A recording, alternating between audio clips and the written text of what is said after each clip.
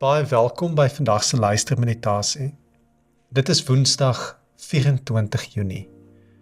En vandag lees ons saam Lukas 10 vers 1 tot 12 en ons lees dit uit die 2020 vertaling. Ek nooi jou om tuis te kom in hierdie oomblik van lig en lewe.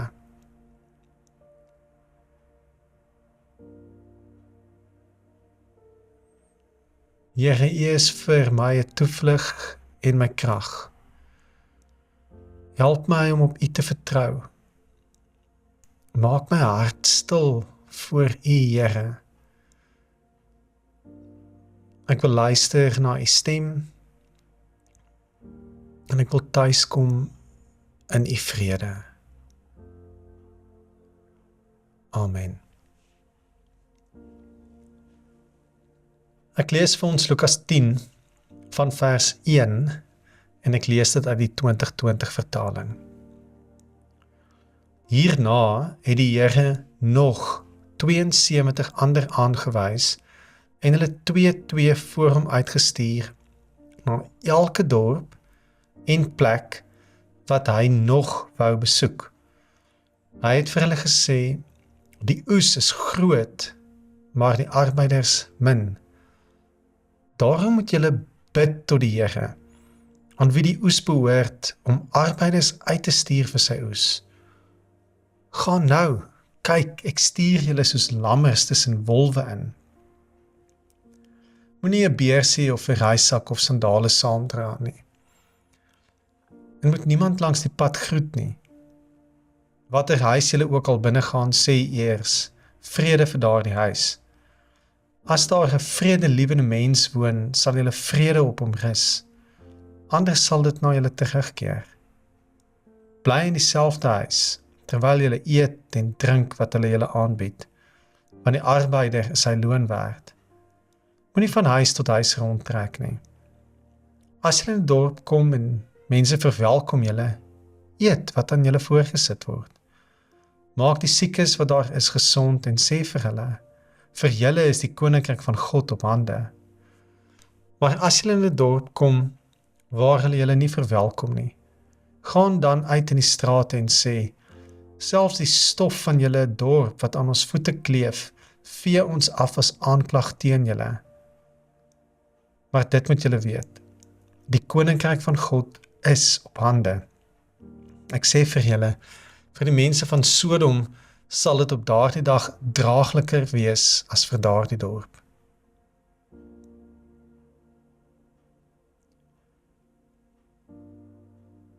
Ek dink na oor die woordjie nog.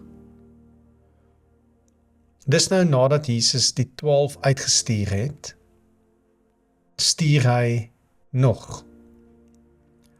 Dalk sê jy dink dit is die B-span wat hy uitstuur. Die onbekende 72. Ek wonder wie hier die 72 was. Dalk deel van hulle was die Emmausgangers. Ons lees vroeër van die vroue wat hom begin volg het. Dalk die weduwee wie se seun Jesus uit die dood opgewek het. Dalk 'n paar van Johannes die Doper se volgelinge. Jairus en sy vrou. Miskien die vrou wat aan bloedvloeiing gelei het, wat hy genees het.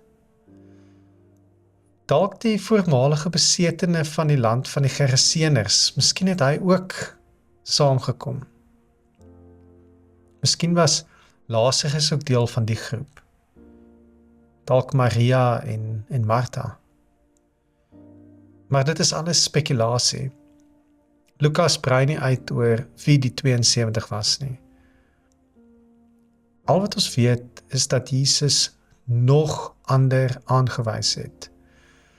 En dat hy hulle 2 uitgestuur het na elke dorp en plek wat hy nog wou besoek. Elke dorp en plek. Dis die oorvloed wat my vang. Die ekstra. Die nog. Die oorbodige. Ek vang myself dat my verbeelding dikwels stop by die 12. Of na Judas se dood by die 11. probeer ek die name van die disippels opnoem, dan kom ek agter, dis eintlik maar Petrus, Johannes en Jakobus wat hier by my kom lê, en miskien Petrus se broer Andreas ook. En later kom Paulus se naam natuurlik ook by. Maar dit mag dalk selfs wees dat jy sukkel met hierdie name. Nie om hulle te onthou nie, maar dalk omdat jy nie van hulle hou nie. Jy verkies eintlik Jesus sonder die 12. Om die storie te stroop tot dit net jy en Jesus is.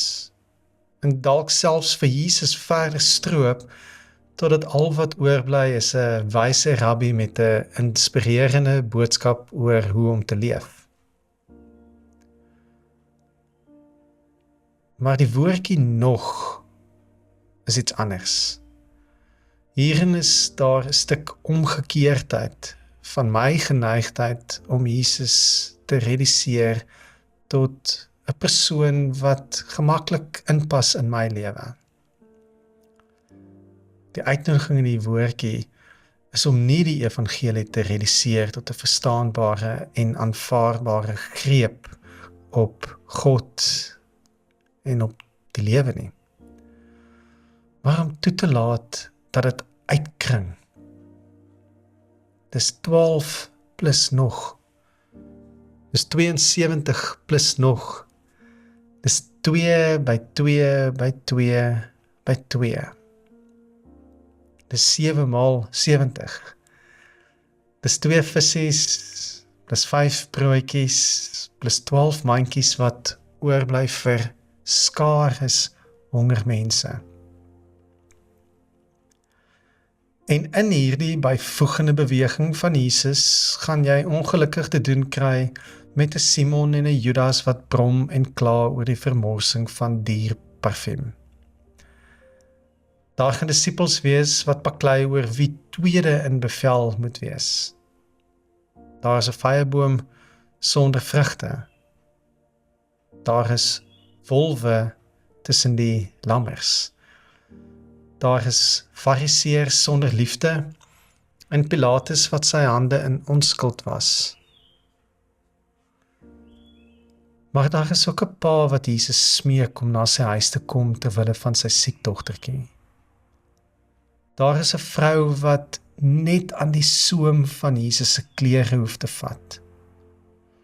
Daar is 'n legioen duiwels wat 'n trop varke stormloop.